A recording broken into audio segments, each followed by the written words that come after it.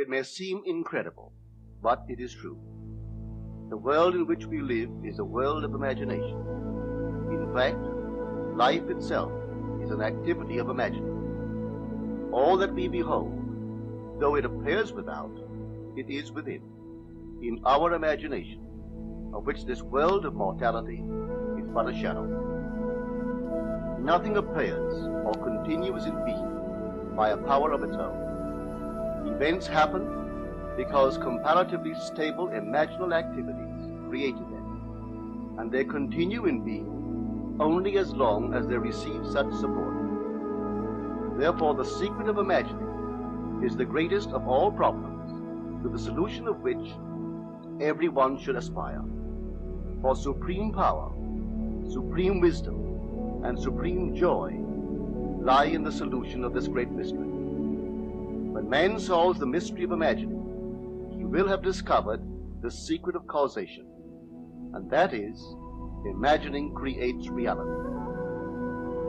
Divine imagining and human imagining are not two powers at all, but one. The valid distinction which exists between them lies not in the substance with which they operate, but in the degree of intensity of the operant power itself. Acting at high tension, an imaginal act is an immediate objective fact. Keyed low, an imaginal act is realized in a time process. Human history, with its forms of governments, its revolutions, its wars, and in fact the rise and fall of nations, could be written in terms of the imaginal activities of men and women. All imaginative men and women are forever casting forth enchantments, and all passive men and women who have no powerful imaginative lives are continually passing under the spell of their power.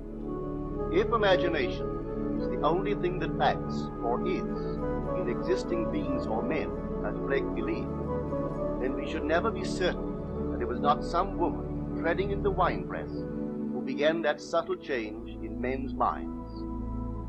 The future is the imaginal activity of man in its creative march.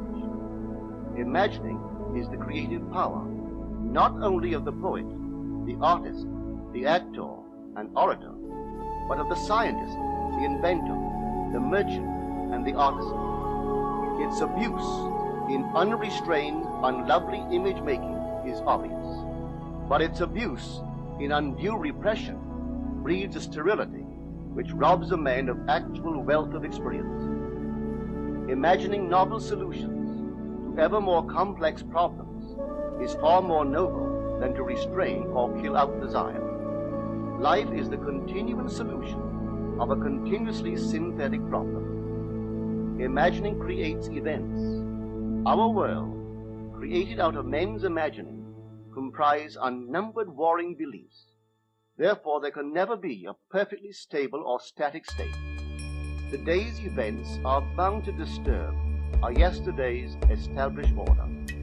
Imaginative men and women invariably unsettle a pre-existing peace of mind. Hold fast to your ideal in your imagination. Nothing can take it from you but your failure to persist in imagining the ideal realized. Imagine only such states that are of value or promise well. To attempt to change circumstances before we change our imaginal activity is the struggle against the very nature of things. There can be no outer change until there is first an imaginal change.